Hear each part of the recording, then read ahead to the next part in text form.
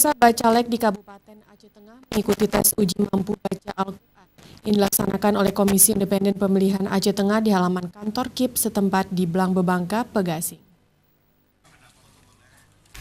Komisi Independen Pemilihan KIP Aceh Tengah melakukan tahapan tes uji mampu baca Al-Quran terhadap 462 bakal calon legislatif Kabupaten Aceh Tengah di halaman kantor KIP Blang Bebangka, Pegasing, Aceh Tengah. Saat tahapan tes uji mampu baca Al-Quran yang dilaksanakan selama 2 hari, beberapa di antaranya tidak hadir dengan berbagai keterangan.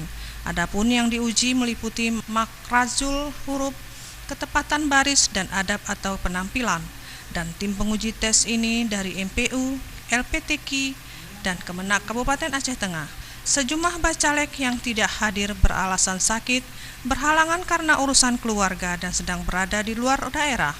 Satu bacalek mengharuskan pihak KIP untuk melakukan tes uji mampu baca Al-Quran di Rumah Sakit Umum Daerah Datu Beru Takengon.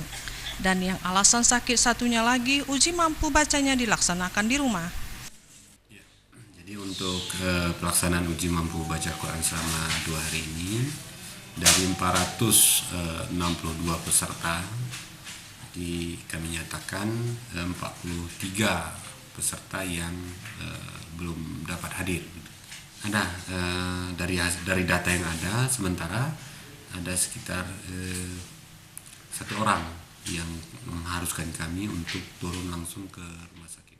Tes uji mampu baca Al-Quran menjadi syarat wajib yang harus diikuti oleh para bacalek di Aceh. Karena apabila tidak lulus pada tahapan uji mampu baca Al-Quran, maka akan gugur secara langsung sebagai peserta dalam Pileg 2019 mendatang.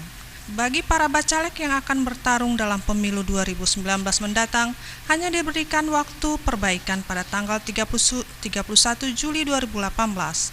Apabila hingga pukul 00 waktu Indonesia bagian Barat tidak bisa melengkapi berkas perbaikan, maka dengan sendirinya dinyatakan gugur oleh KIP sesuai dengan ketentuan dari KPU Republik Indonesia. Dari Aceh Tengah, Tim Liputan Aceh TV.